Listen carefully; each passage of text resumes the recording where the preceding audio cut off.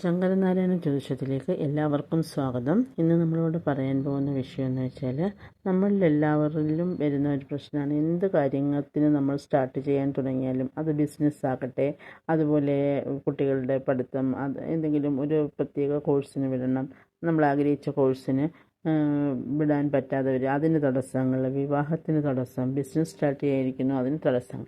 അങ്ങനെ എന്ത് കാര്യത്തിന് തടസ്സങ്ങൾ വന്നാലും നമ്മൾ ആദ്യം പ്രാർത്ഥിക്കേണ്ടത്, നമ്മൾ ദിവസവും നിങ്ങൾ ഇങ്ങനെ ഒരു കാര്യം ചെയ്യുകയാണെന്നുണ്ടെങ്കിൽ ആ തടസ്സങ്ങളൊക്കെ മാറി എത്രയും പെട്ടെന്ന് തന്നെ ആ കാര്യം നിങ്ങൾക്ക് ഫലപ്രാപ്തിയിൽ എത്തിക്കാൻ സാധിക്കുന്നതാണ്. അതായത് ദിവസവും എന്ന് വെച്ചാൽ ഒരു 21 ദിവസത്തിനകം നിങ്ങൾക്ക് അതിൻ്റെ റിസൾട്ട് ഉറപ്പായിട്ടും ഉണ്ടാകും. അതായത് രാവിലെ തന്നെ എഴുന്നേറ്റ് പ്രാഥമിക കർമ്മങ്ങളൊക്കെ നടത്തിയതിന് ശേഷം വിളക്ക് വെക്കുക. വിളക്കിൻ്റെ മുന്നിൽ നമ്മൾ ഗണപതി വിഗ്രഹം ഉണ്ടെങ്കിൽ ഗണപതി ഭഗവാന് ഒരു കറുകമാല, അല്ലെ കറുകപ്പൂവോ അല്ലെ കറുകമാലയോ വേണ്ട, നമ്മുടെ വീട്ടിലുള്ള എന്ത് തരത്തിലുള്ള പുഷ്പമാണെങ്കിലും മതി, അത് ഭഗവാന് സമർപ്പിക്കുക. സമർപ്പിച്ചതിന് ശേഷം ഒന്നുമില്ലെങ്കിൽ ഒരു നാളികേരമെങ്കിലും ഭഗവാന്റെ മുന്നിൽ വെച്ചതിന് ശേഷം ഭഗവാനോട് പ്രാർത്ഥിക്കുക. അതായത് ഈ ഒരു മന്ത്രം, ഭഗവാന്റെ ഗായത്രി മന്ത്രം 21 പ്രാവശ്യം നിങ്ങൾ 21 ദിവസം ജപിക്കുക. ഓം ഏകദന്തായ വിദ്മഹേ വക്രതുണ്ഡായ ധീമഹി തന്നോ ദന്തി പ്രചോദയാത് എന്ന ഈ ഗണപതി ഭഗവാന്റെ ഗായത്രി മന്ത്രം നിങ്ങൾ ജപിക്കുക. ഉറപ്പായിട്ടും നിങ്ങൾക്കതിൻ്റെ റിസൾട്ട് ഉണ്ടാകും. 21 ദിവസം ഒരു വ്രതം പോലെ എടുക്കാൻ, അങ്ങനെ ചെയ്യാന്നുണ്ടെങ്കിൽ അങ്ങനെ ചെയ്യുക. അതല്ല, നിങ്ങൾ രാവിലെ എഴുന്നേറ്റ് കുളിച്ച് ഭഗവാന്റെ മുന്നിൽ വിളക്ക് വെച്ചതിന് ശേഷം അങ്ങനെ പ്രാർത്ഥിക്കുകയാണെങ്കിൽ അങ്ങനെ ചെയ്യുക. അത് നിങ്ങളുടെ ഇഷ്ടം.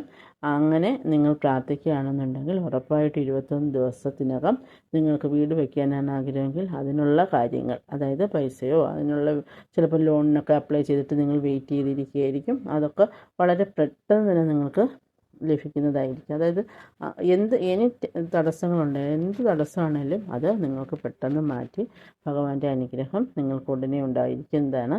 അതുപോലെ നിങ്ങളുടെ വീടിൻ്റെ അടുത്ത് ഗണപതി ക്ഷേത്രങ്ങളുണ്ടെങ്കിൽ ആ ഗണപതി ക്ഷേത്രം വേണമെന്നില്ല, എല്ലാ ക്ഷേത്രങ്ങളിലും ഗണപതി ഭഗവാന് ഒരു പ്രത്യേക പ്രതിഷ്ഠ ഉണ്ടായിരിക്കും. അവിടെ എല്ലാ ദിവസവും ഗണപതി ഹോമം നടത്താറുണ്ട്. അപ്പോൾ നിങ്ങളുടെ വീടിനടുത്തുള്ള ക്ഷേത്രത്തിൽ ഒരു ഗണപതി ഹോമം നടത്താൻ നിങ്ങൾ പ്രത്യേകം ശ്രദ്ധിക്കുക. അത് നിങ്ങളുടെ നാളിൻ്റെ പക്ക പിറന്നാളെന്ന് പറയും.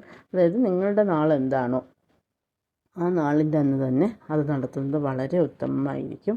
അപ്പോൾ അങ്ങനെ നടത്തുന്നതിലൂടെയും നമ്മുടെ തടസ്സങ്ങളൊക്കെ പെട്ടെന്ന് മാറി പോകുന്നതായിരിക്കും. അതുപോലെ തന്നെ ഈ 21 പ്രാവശ്യം ഈ മന്ത്രം 21 ദിവസം നിങ്ങൾ ജപിക്കുക. അതിലൂടെയും നിങ്ങൾക്ക് ഫലപ്രാപ്തി വളരെ പെട്ടെന്ന് തന്നെ ലഭിക്കുന്നതായിരിക്കും.